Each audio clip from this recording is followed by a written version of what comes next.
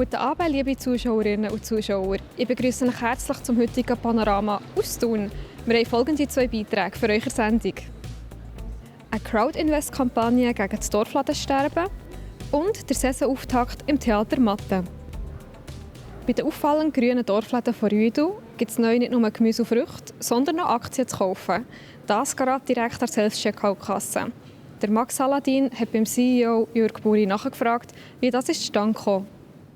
Rüedu ist jetzt an einem Punkt mit 26 Läden, wo wir gesehen haben, wir relativ rasch können wachsen und wir brauchen für den nächsten Wachstumsschritt zusätzliche Mittel. Wir möchten eigentlich gerne in jedes Quartier von Bern reingehen mit einem Rüedu. Wir haben ganz viele Anfragen. Nach Rüedeln könntest du nicht hierher kommen, könntest nicht daher kommen. Das braucht zusätzliche Mittel, um die zusätzlichen Standorte zu realisieren. Rüedu Bern lebt von den lokalen Produzenten für die lokale Bevölkerung, die hier einkaufen. Und wir möchten die teilhaben. Es ist wirklich der Community-Gedanke hinten dran. Wo sollst du nicht einkaufen als bei einem Laden, wo dir selber ein Teil davon gehört. Jetzt hat die Kampagne gestartet und wir haben schon 35'000 Franken. Das haben sie mir vorher zugeflüstert. Hier, das ist der aktuelle Stand. Ich glaube, es ist wichtig, dass wir jetzt mit dieser Botschaft möchten an unser Netzwerk herantreten. Wir möchten unser Netzwerk sich am Rüedu beteiligen, Teil von dieser ganzen Geschichte werden. Ob jetzt hier am Schluss 1 Million, 1,5 Millionen oder 2 Millionen zusammenkommen, das werden wir sehen. Aber ich glaube, das ist gar nicht relevant, wie viel das am Schluss wird sein, sondern dass wir es machen. Ich habe Rüedu kennengelernt, weil ich den Jürg Buri kenne aus der Kindheit. Wir sind zusammen in der Schule, in Belp, und haben viel Zeit zusammen verbracht, so wie eine alte Freundschaft eigentlich. Und darum bin ich auch von Anfang an informiert über seine Idee und die Umsetzung und die Herausforderungen und alles zusammen. Und ich bin einfach fasziniert über die Idee, aber auch über die Ideologie hinten dran. Ich finde es super. In meiner Funktion als FC Thun-Präsident habe ich den Eindruck, es funktioniert fast ein bisschen ähnlich, so vom menschlichen Prinzip. Es geht nicht nur um Profit. Darum kann ich voll und ganz dahinter stehen und darum unterstütze ich so. Wir produzieren eigene Produkte. Also das Hauptprodukt ist immer noch der Emmentaler. Und nebenbei machen wir aber mittlerweile sehr viele Spezialitäten, wie verschiedene Käse, ganz viele verschiedene Joghurt. Wir machen einen super Yogi-Drink. Und der ist jetzt eben auch beim Rüedu drin. Also wir haben nicht die Kapazität, um gross noch Marketing zu machen und unsere Produkte halt wieso grösser verstreuen. Darum ist der Rüedu für uns perfekt von der Plattform her. Wir haben jetzt so viele Standorte, wo unser Yogi-Drink oder auch unsere Käse im Rüedu sind. Und das gibt natürlich eine viel grössere Reichweite. Im Theater Matte ist die erste Aufführung von «Gelbes Gold» über die Bühne. Daniela Dambach war vor Ort und wollte von der Regisseurin wissen, um was in diesem Theaterstück überhaupt geht.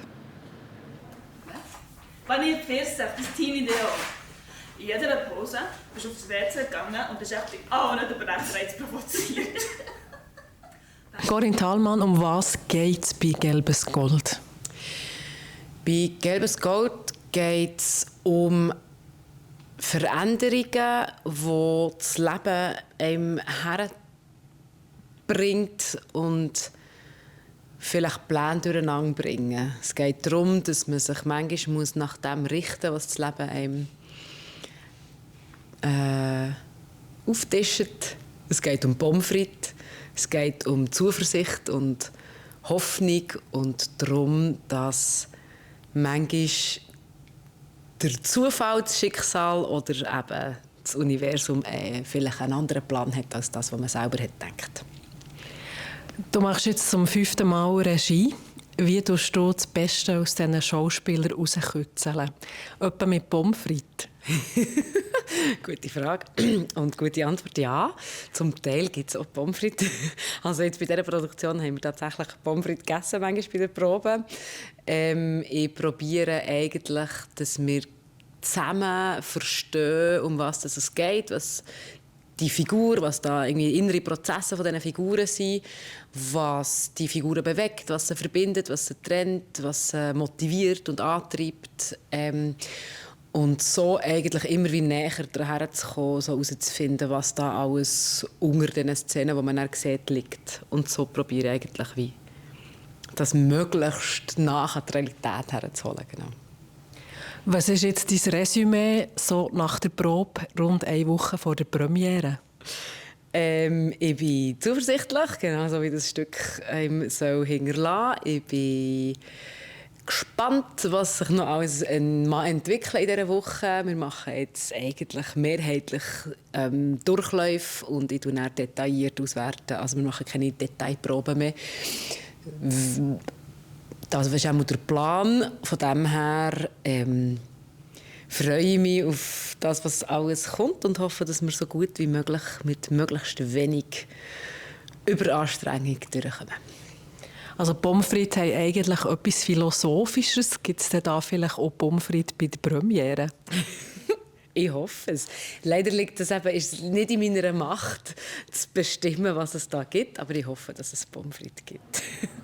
Das war es vom heutigen Panorama. Mehr Informationen zu den einzelnen Beiträgen findet ihr unter www.plattformj.ch. Im Anschluss erzählen euch noch Kollegen von Meteo News, wie das Wetter wird.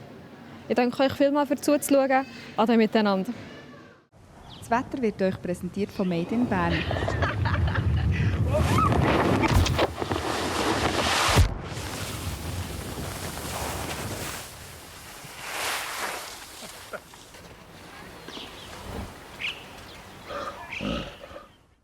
Das Wetter auf der Plattform J am Donnerstagabend. Herzlich willkommen, liebe Zuschauerinnen und Zuschauer. Einen freundlichen und einmal mehr sehr milden Februartag haben wir heute gehabt. Und auch in den nächsten Tagen bleibt die Temperatur ganz klar über dem, was wir in dieser Jahreszeit erwarten dürfen.